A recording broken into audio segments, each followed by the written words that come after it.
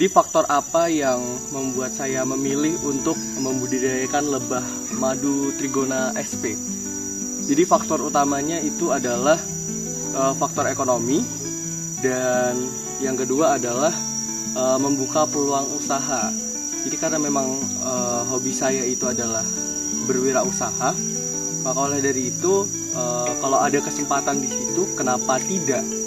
Nah, jadi awal mulanya itu ada di masa pandemi COVID-19 pada awal tahun 2021.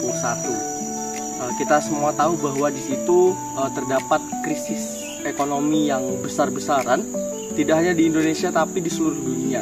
Nah, krisis ekonomi tersebut tentu berdampak juga bagi saya, dan kemudian kami mencari cara bagaimana untuk memulihkan ekonomi pada masa yang sulit ini. Nah, kemudian suplemen kesehatan mempunyai peran yang penting, peluang yang besar di masa pandemi COVID-19.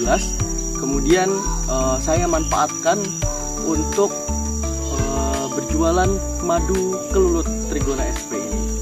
Nah, dipilihlah kemudian lebah madu kelulut sebagai budidaya dan usaha untuk mengembalikan ekonomi pada COVID-19. Jadi untuk lokasinya sendiri ada di Desa Bangunrejo, Kecamatan Tegarok Seberang, Kabupaten Kutai Kartanegara. Bisa langsung dicek di Google Maps Taman Wisata di Edu Park. Nah, kemudian vegetasi apa aja sih yang disukai oleh lebah madu kelulut ini? Jadi kalau yang saya amati, hampir semua bunga yang dihasilkan oleh tanaman itu disukai oleh kelulut.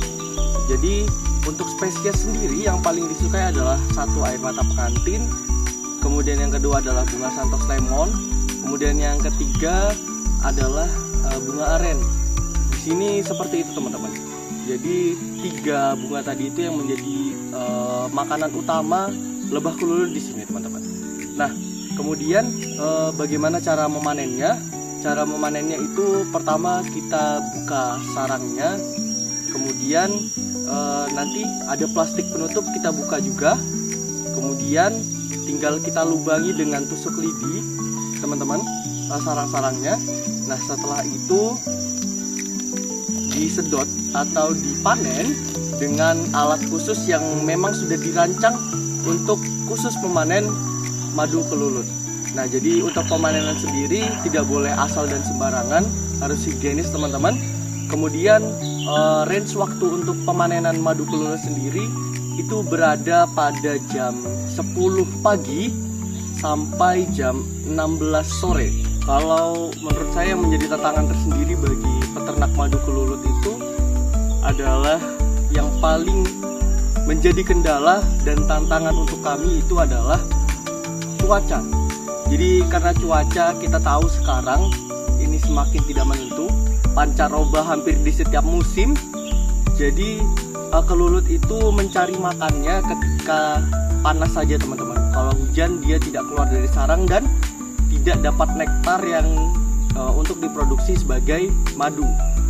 Nah, oleh dari itu cuaca menjadi salah satu faktor yang benar-benar menentukan produksi, seberapa banyak dan seberapa sedikit produksi dari setiap sarang teman-teman. Nah, jadi bagaimana cara mengatasinya? Jadi cara mengatasinya adalah dengan memperbanyak vegetasi. Vegetasi itu apa? Vegetasi itu semacam bunga-bungaan, kemudian pohon-pohonan yang menghasilkan banyak sekali untuk bahan penyerbukan si kelulut tadi, seperti itu teman-teman. Jadi ketika waktu panas dia bakal banyak banget ngambil nektar. Nah, kemudian setelah banyak sekali dia ambil nektar, akan banyak produksi juga yang dihasilkan oleh madunya. Jadi ketika musim hujan, ketika hujan turun terus, itu akan menutupi produksi yang tidak terjadi pada hari itu. Jadi pernah atau enggak madu kelulut itu mengalami produksi? Jelas sekali pernah. Apalagi ketika hujan terus-menerus dalam beberapa hari berturut-turut.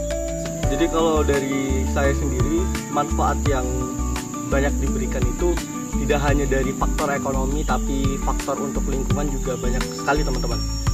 Salah satunya adalah lebah kelulur itu membantu mempercepat penyerbukan. Oleh dari itu, tanaman makin subur, makin cepat berbuah, makin cepat berbunga juga teman-teman. Dan tanaman itu bakal terbantu sekali dengan proses untuk melakukan proses pembuahan. Jadi teman-teman, kalau dari saya ini banyak sekali manfaatnya, tidak hanya untuk kita tapi untuk lingkungan juga. Nah, kemudian di mana bisa mendapatkan dan memasarkan madu kelulur ini? Kalau dari kami, madu kelulur BRJ itu dipasarkan pertama secara online.